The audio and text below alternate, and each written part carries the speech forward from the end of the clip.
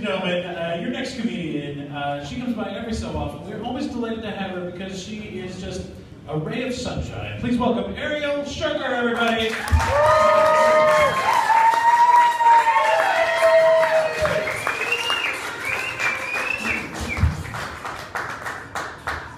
Good evening. Wow, great audience tonight. But I'll tell you, I was a little turned off this morning. I saw a massive headline in the news today. It kind of scared me. It said, big bold letters, women can't be pretty and funny at the same time. Which made it really confusing tonight because I didn't know which way I was going to go. But then I thought, well, gosh, this guy who wrote that, he must live in a cave. I mean, has he never seen people like Tina Fey, Amy Schumer, Ariel Okay, for all you newbies tonight, that's how you get yourself A-listed. Okay. But, yeah, the news has been really interesting lately. Like, there's been a lot of discussion in the news lately about gender-neutral bathrooms. Right? And don't get me wrong, I'm totally open-minded. You can pee wherever you want to pee. But, at a certain point, I have to draw the line. And I'll tell you where I drew that line. At the women's shower at the NDGY. Seriously, a couple of weeks ago, I'm coming out of the shower and I'm naked.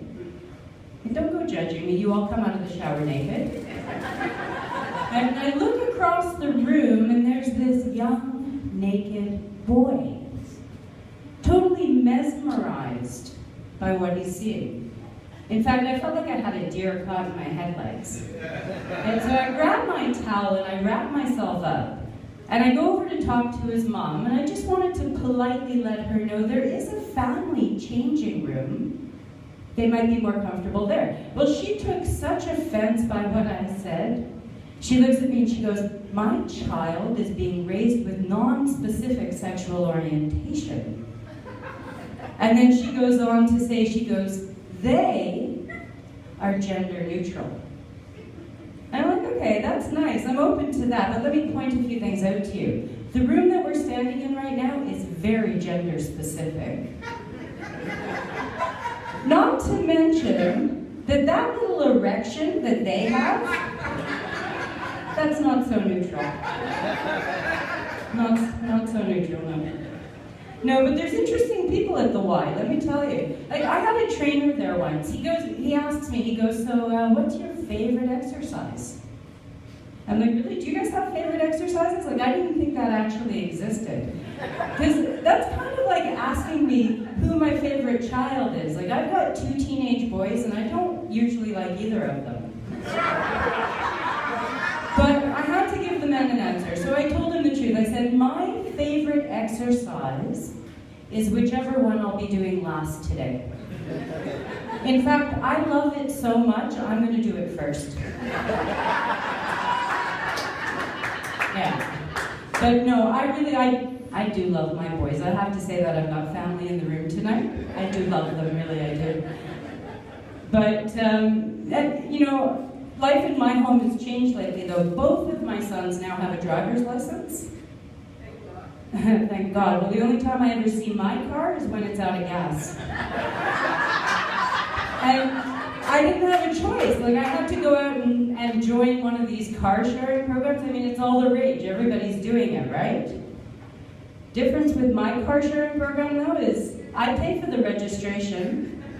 My insurance is through the roof because I cover everybody who drives it.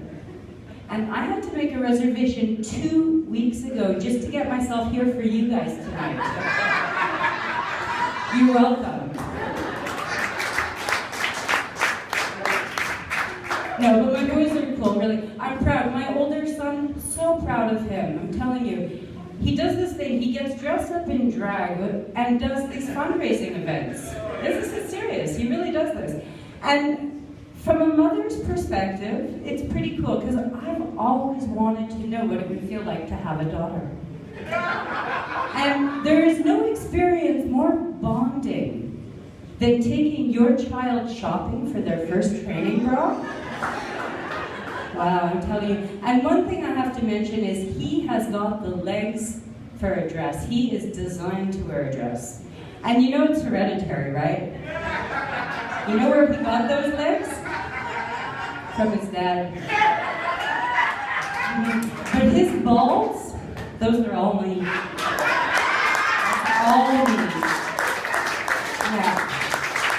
Now, last joke, okay? If only I could get my younger son into drag every so often, it would be good. Because I can barely get that boy to shave. Every time I ask him to cut those whiskers off, it's like I'm asking him to cut off his manlyhood. He's not having that. So I had to get wise to the topic. So him and I were deep into a game of chess, nose to nose, chin to chin, and I look him in the eyes and I go, son, you and I, we are so genetically connected. Oh, he was so excited. He's like, really, Mom? Why? Did I get your balls too? No, that's not the joke. That's not the joke.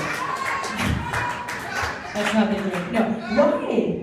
He was so excited. And I'm like, why? Because those hairs on your chin, they grow exactly like my pubic hairs. I am telling you, I have never seen that boy run so fast to the bathroom. Zim, zam, zoom, those hairs were gone. Gone. My only concern, though, is I might have scarred that boy for life. That's not funny. There was a lot of blood. Anyway, you guys are fantastic. Have a great night.